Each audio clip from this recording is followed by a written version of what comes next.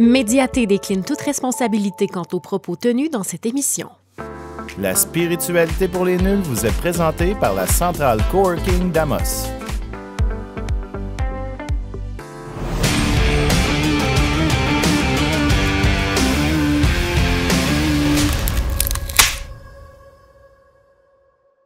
De retour de la spiritualité pour les nuls.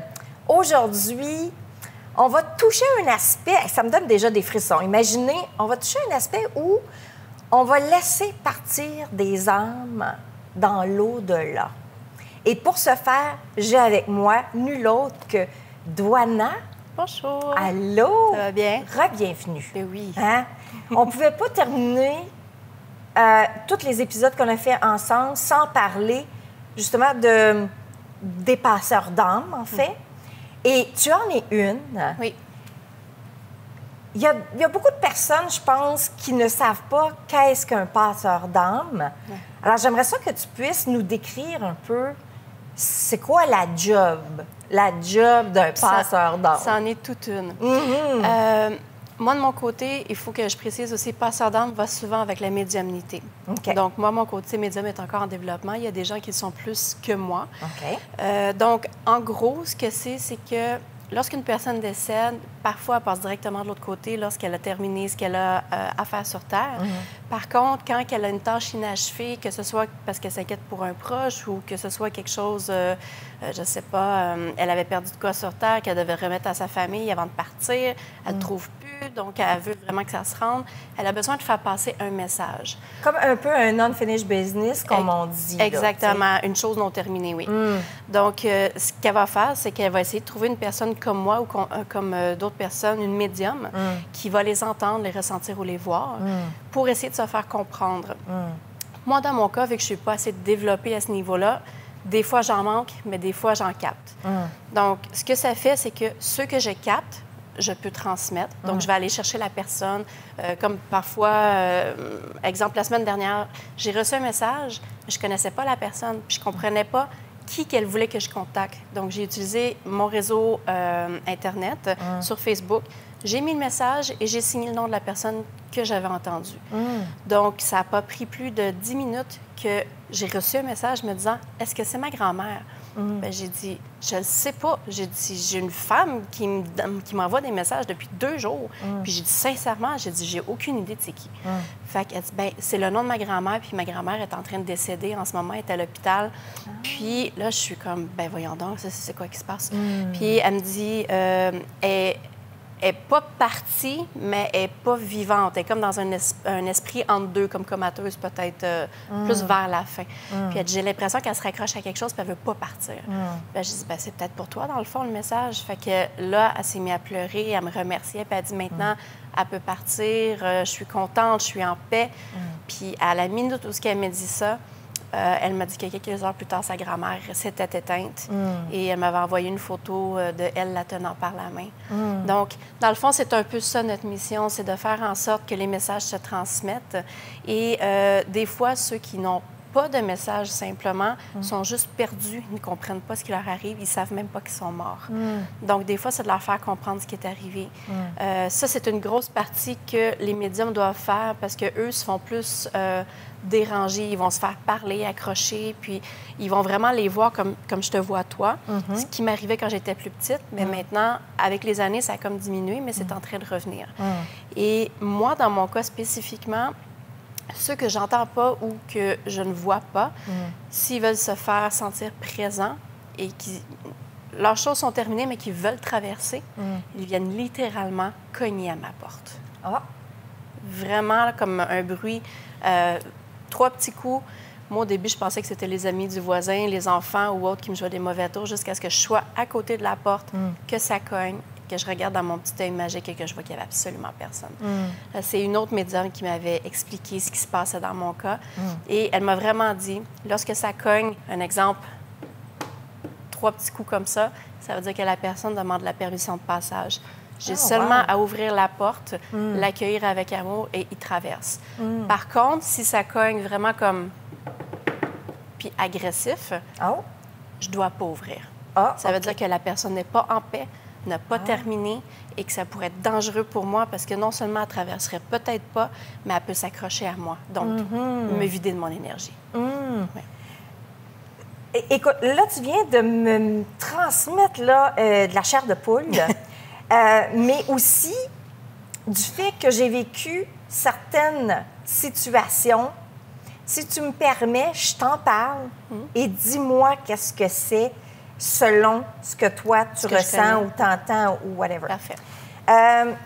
Juste avant que je sois diagnostiquée du cancer, on avait, nous, une entité qui était à la maison. On ne le savait pas, mais il se passait toutes sortes de choses dans la maison où tout tombait, où le stéréo, le son augmentait par lui-même. Et à un moment donné, j'ai arrêté de marcher parce que les genoux étaient gonflés à bloc. J'étais comme hypertrophiée, mais en même temps, c'était comme vraiment indescriptible. Les médecins ne savaient pas c'était quoi qui se passait.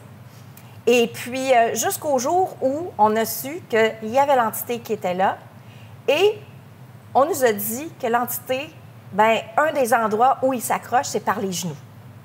Oui, des fois, oui. Et moi, à partir de là, j'ai arrêté de marcher. Pendant 1 mois, je ne pouvais plus marcher. Je me traînais littéralement. Donc, c'est ça le danger de quelqu'un qui est perdu, oui, qui s'attache. Il y a ça aussi, mais il y a également une autre raison possible. OK. Si je peux me permettre, quand a été diagnostiqué le cancer? Après. Combien de temps? Je dirais 1 mois et 6 jours. C'était pas une entité malin. OK. Il est encore là d'ailleurs. Effectivement. Et c'est pour ça que hier, j'ai dit, tu vois quelqu'un qui n'est pas là nécessairement.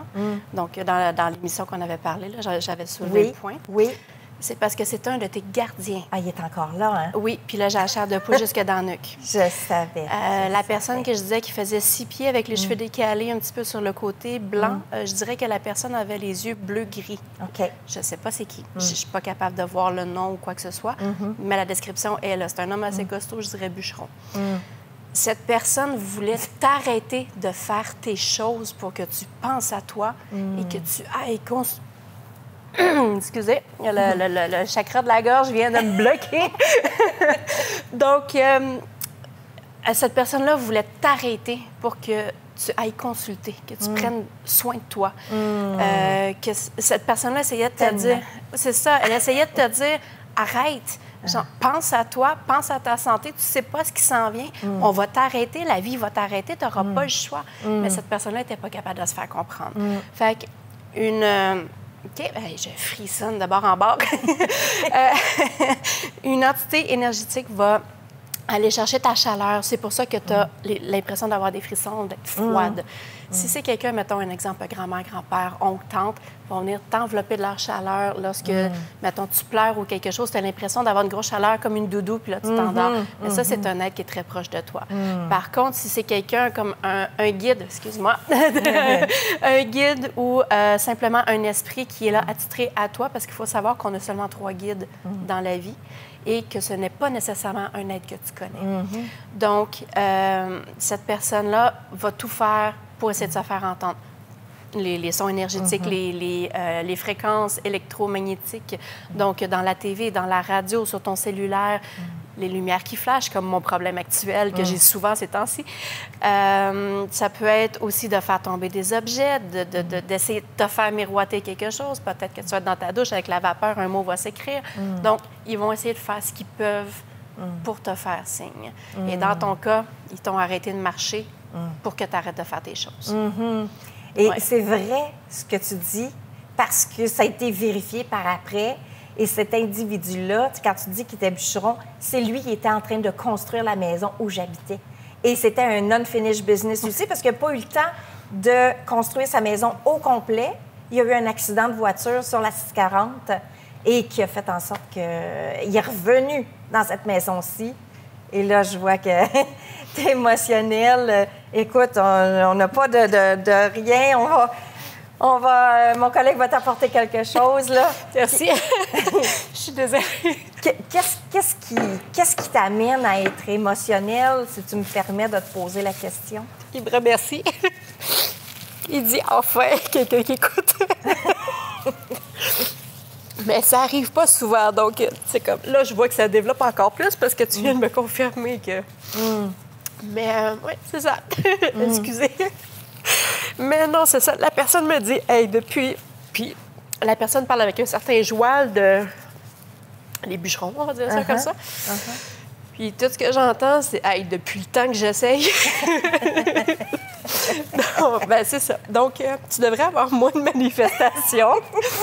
Puis, Parce qu'il est encore, il est encore là, parce qu'il se manifeste partout où je vais. Oui, pour te parler, pour te transmettre. Parce qu'il voulait s'excuser de t'avoir fait peur aussi. Donc, ça rentre tout là-dedans. Il dit... Excusez le terme. Il dit, je suis pas un mauvais boug. Il dit, c'était pour elle. Donc, c'est ça. Il voulait que je comprenne quelque chose, mais tu sais, quand tu le sais pas, puis c'est ça, hein, ceux ou celles qui vivent des expériences surnaturelles, on a peur. C'est la première des choses qui arrive, c'est la peur. Tout le monde a peur parce que tout le monde se dit, il arrive quelque chose, donc, hey, non, c'est méchant, c'est un démon, c'est diabolique, c'est... Puis, il y a une chose que je dois préciser par rapport à ça. Le seul temps où c'est négatif, que c'est peut-être démoniaque, on va séparer les deux, parce que démoniaque, c'est une chose, un esprit négatif, c'est autre chose. Un esprit négatif, il va toujours faire froid. Peu importe le nombre de calorifères que tu vas ouvrir, l'air va être froide. Tu vas frissonner, mais non seulement tu vas frissonner, mais... ta positivité va descendre, tu vas devenir plus irritable, tu vas perdre patience plus facilement, tu vas devenir un peu comme bipolaire, puis pour toi, tu vas trouver ça normal, tu vas être dans ton élément, mais les gens autour de toi vont dire il y a quelque chose qui ne va pas avec toi, puis tu vas peut-être même te couper de ces gens-là. Il y a une transformation qui se fait sans être conscient. Exactement, parce qu'il est attaché à ton énergie et il prend ton énergie. Effectivement. Parce qu'il faut comprendre qu'eux, pour être forts, ils doivent avoir de l'énergie. Tandis que si on va du côté démoniaque, on s'en fera d'autres capsules, mais bon, les marques par rapport à ça, ça peut être dangereux physiquement. Si vous avez des griffures de 3, donc on parle de 3 barres séparées à l'horizontale, une de l'autre, parallèles à l'autre, ça, c'est démoniaque. Ça, à ce moment-là, il faut avoir recours à des professionnels. Tandis que si c'est vraiment des objets qui bougent, des choses comme ça peut être quelqu'un qui essaie de rentrer en contact, comme le monsieur qu'on vient de parler. Ou si c'est vraiment l'énergie qui change, bien là, à ce moment-là, il faut comprendre qui on a laissé rentrer, chez qui peut-être qu'on a été chercher. Est-ce qu'on s'amuse dans un cimetière pour le fun? Tu sais, il y a plein de choses là, qui peuvent vraiment décrire le pourquoi du comment. Une autre anecdote, à un moment donné, on était dans c'était pas une église, mais un endroit où plusieurs personnes dans la spiritualité étaient. On sort de là, mon conjoint et moi, et mon conjoint, tout de suite, a une douleur, mais une douleur atroce, là. Oui, effectivement. Donc, il y avait comme quelque chose qui s'était accroché là. Un succubus. Un succubus. Oui. Les succubus, en général, c'est des entités. Donc, c'est moitié esprit, moitié démon. Autrement dit, par après, la personne va faire beaucoup des cauchemars, des rêves bizarres. Où est-ce qu'elle rencontre tout le temps une personne? Cette personne-là s'est accrochée à lui. Et la nuque est le point énergétique de ces, on va dire, créatures-là. Donc, ça, c'est vraiment important de faire attention parce que si on ne se rend pas compte qu'il y a quelque chose de différent, si on ne se rend pas compte qu'on est accroché à cette énergie-là, bien, c'est ce que ça va faire. Ça va tout nous drainer, puis on peut tomber extrêmement malade. Et puis, parfois, ça va jusqu'à la fatalité. Bien, tu sais, il y a plein d'anecdotes comme ça, nous, qu'on a vécues, puis des fois sans explication. Puis je pense qu'il y a plein de monde qui vivent ça. Mais il n'y a pas d'explication à ça. Non, exactement. Et tu penses qu'il y a une maladie, tu as un problème de santé ou quoi que ce soit, mais finalement, exact. Mais c'est peut-être pas ça non plus. Il y a des explications, mais pas des explications rationnelles. Et voilà, exactement. Là, parle-moi donc, tu as vécu des expériences de passeuse d'âme avec des âmes qui sont présentes ici, mais qui s'en vont vers la mort. Oui. Il y a plusieurs infirmières qui vivent, qui sont à côté de personnes qui vont décéder. Oui. Peux-tu nous parler d'un peu de l'expérience? Est-ce que nous, là, on peut en tant que personne non passeur d'âme, on peut vivre ça à côté d'un être cher, puis qu'on se dit, bien, on aimerait ça le faire passer l'autre bord, tu sais, de l'aider. En fait, à moins d'avoir des capacités ou d'être éveillé à ses capacités, parce que j'ai pour mon dire que tout le monde a les dons, jusqu'à ce qu'on commence à dissocier le bien du mal, qu'on se fasse inculquer qu'est-ce qu'il y a des amis imaginaires, que la magie n'existe pas, puis des choses comme ça. Donc, quand on est jeune, on a tout ça.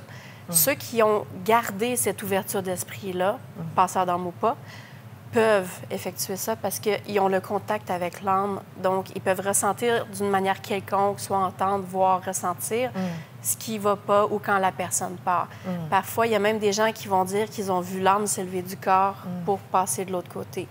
Mais les gens qui sont souvent au chevet, pleurent ou autres, veulent pas qu'ils partent, donc leur rattachent au monde du physique sans même le vouloir et ne prennent pas conscience qu'en faisant ça, la personne va rester parce que l'autre se dit que c'est une chose non finie parce qu'il veut s'assurer que la personne qui est chère à ses yeux va bien aller avant de partir.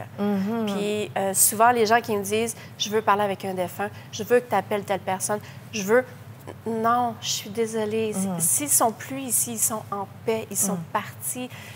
Il faudrait, dans le fond, croire en nous et voir qu'on a assez de force, que cette personne-là est assez fière de nous, puis considérer qu'on était assez fort pour traverser ça, puis que, tu sais, comme, il nous aurait pas laissé seuls sinon. Donc, oui. J'ai une autre anecdote que je peux te raconter, puis tu me diras qu'est-ce que tu en penses par rapport à ça pour, en même temps, situer...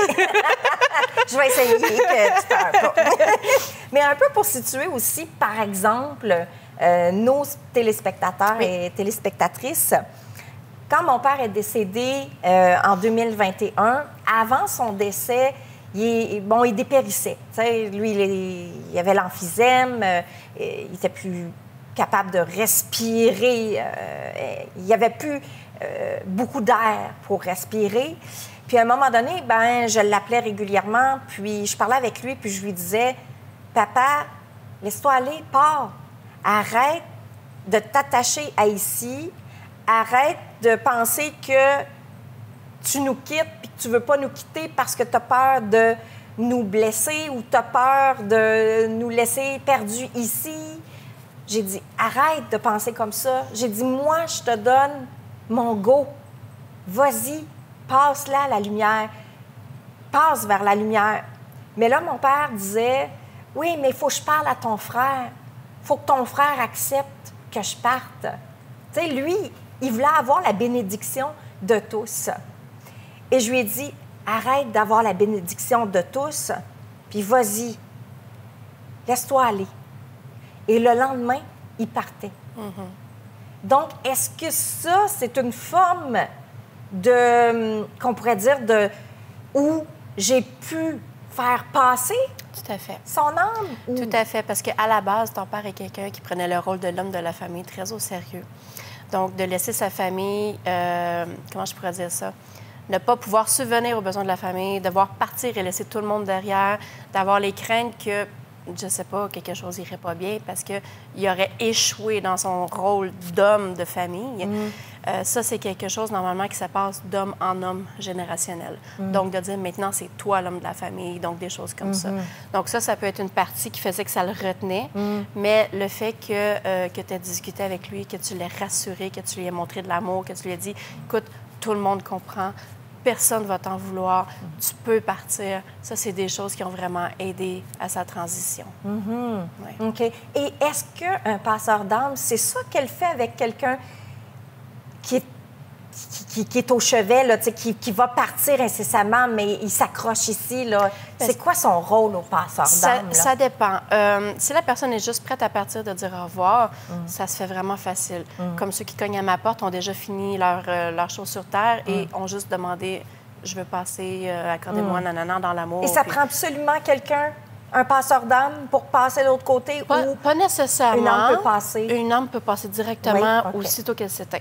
Mais par contre, ceux qui sont un petit peu plus troublés, qui ont peur, qui se demandent c'est quoi la lumière, c'est quoi qu'il y a de l'autre côté, ils ont peut-être entendu dire que finalement, il n'y avait pas de lumière ou que peut-être qu'ils ne méritaient pas d'y aller, de la culpabilité. Donc, notre rôle à nous, c'est de leur faire comprendre que c'est correct, que leurs choses sont achevées, que l'amour, que la lumière est amour, qu'ils vont retrouver leurs proches. Donc, vraiment de leur montrer que c'est un sentiment de sécurité et apaisant. Tandis que pour d'autres personnes, le passeur d'âme va devoir régler les choses pour l'âme, tout en l'accompagnant. Essayer de retrouver la famille, essayer de trouver l'objet perdu, essayer de rabibocher la famille pour X raisons. Donc, vraiment, le passeur d'âme va accompagner l'âme jusqu'à la fin. OK. Est-ce que le passeur d'âme doit être à côté de la personne ou ça peut être à distance? Bien, écoute, on a déjà vu quelqu'un de l'Arizona chercher quelqu'un qui était complètement dans un autre état.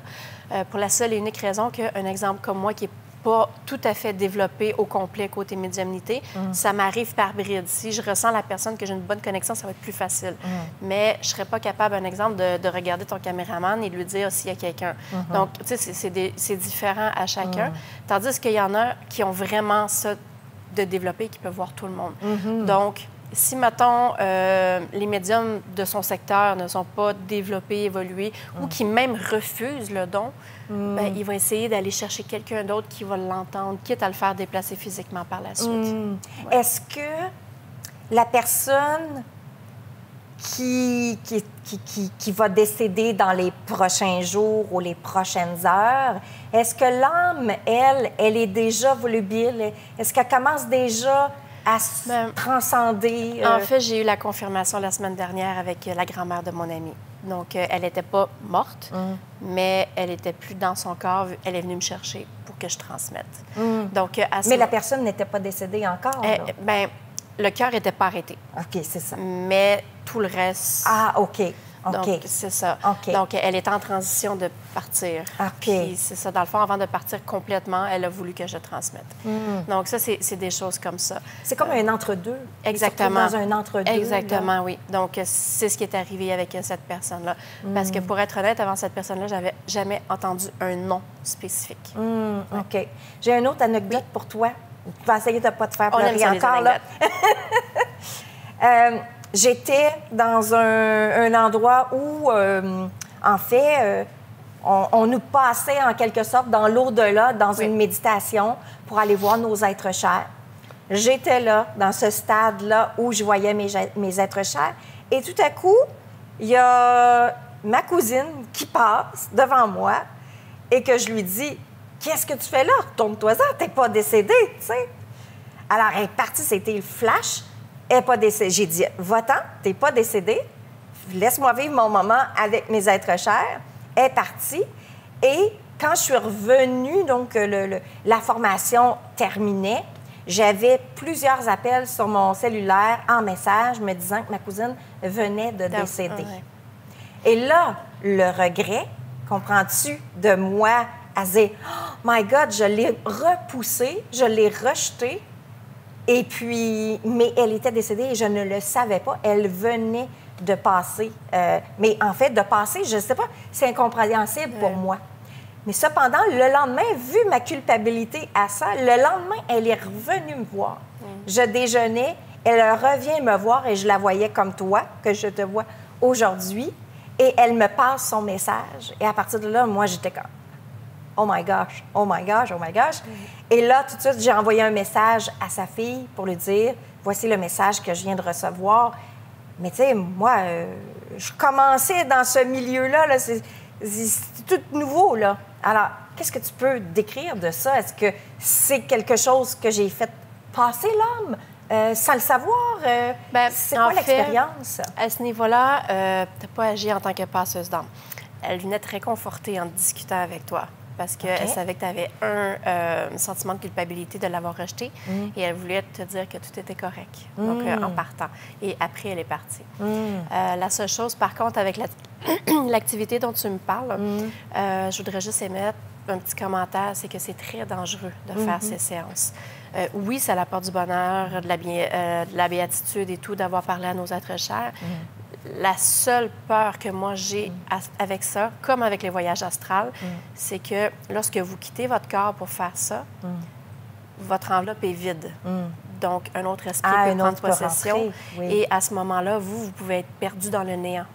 Autrement dit, c'est ce qui fait que des fois, on va voir dans des hôpitaux psychiatriques des gens qu'on appelle végétatifs, qui n'ont plus de regard, qui semblent vides. Puis des fois, c'est à cause de choses comme ça. Donc, être très prudent avec les personnes à qui on offre notre corps durant cette séance. Oui, je comprends ce que tu dis. Donc, entre autres, un passeur d'âme peut le faire à distance avec la personne. L'être cher peut appeler un médium et demander ils vont être loin. aider. En fait, ils vont être loin, mais ils vont venir me rejoindre. C'est moi qui vais devoir me déplacer vers ses proches. OK. Ouais. OK. Mais cependant, la personne, son âme peut voyager. Oui, tout à fait. Peut venir te voir. Et est-ce qu'il y a des âmes comme ça que tu reçois puis ils disent fais-moi passer? Faire passer, peut-être pas, mais porter un message, oui. J'en ai eu une dans mon lit, sous mes couvertures, à 3 h du matin, qui venait de l'Afrique. Ah, OK. J'ai crié ma vie. Donc, à 3 h du matin, je croyais que c'était mes chats qui étaient sous les couvertures. Puis, j'ai tassé mes draps. Je pense que je t'en avais un petit peu parlé hier en privé. Et, dans le fond, cette personne m'a regardée, africaine, squelettique, livide. Puis, j'étais pétrifiée. Puis, par la suite, dans le fond, j'ai su que c'était la femme, la mère d'une personne que je connaissais qui venait de décéder dans la nuit précédente. Puis je lui avais téléphoné, je lui ai dit, écoutez, comment va votre mère? Il me dit, pourquoi? Je lui ai dit, répondez, s'il vous plaît. J'ai dit, je vous explique après. Donc, il me dit, elle est décédée dans la nuit entre 3 h et 5 h. Et c'est l'heure à laquelle que moi m'est apparue. Et c'est la première fois que je revoyais un esprit vraiment aussi physique comme que je te vois toi. Et je leur ai dit, j'ai dit, plus jamais vous m'apparaissez comme ça, s'il vous plaît. J'ai dit, trouver un autre moyen, mais plus comme ça. La personne avait les yeux livides, elle me fixait, puis non. C'est peurant. Des fois, oui. Toi, tu es habitué dans ce domaine-là, mais quelqu'un qui n'est pas habitué à ça, puis qu'un de ses dons se développe, sans vraiment qu'il soit au courant, il peut avoir une frousse incroyable. C'est assez pour qu'une personne veuille se mettre sur les médicaments et se faire interner. Oui, effectivement, c'est un côté qui est là. Où on peut te voir? Je pense que tu es sur TikTok, Facebook. Oui, dans le fond, les gens peuvent googler Douana Langlais. Donc, ils peuvent trouver mon site web qui est www.douana.info. Je suis également sur TikTok avec le même nom. Même chose pour Facebook, où les gens me connaissent également sur mon vrai nom, Karine Garceau. Donc, un ou l'autre, je suis joignable en tout temps, que ce soit pour développer les dons ou discuter de d'autres problématiques ou même faire des consultations. Donc, tu vois, tu amènes développer des dons. Oui. Donc, être passeur d'âme, oui. C'est possible que les gens puissent apprendre à être un passeur d'âme. Effectivement, oui. Merci à toi. Ça fait plaisir. Merci à vous tous. Alors, un autre bel épisode avec Karine aujourd'hui. Nous, on se voit une autre fois, certainement. Ciao tout le monde! Bye.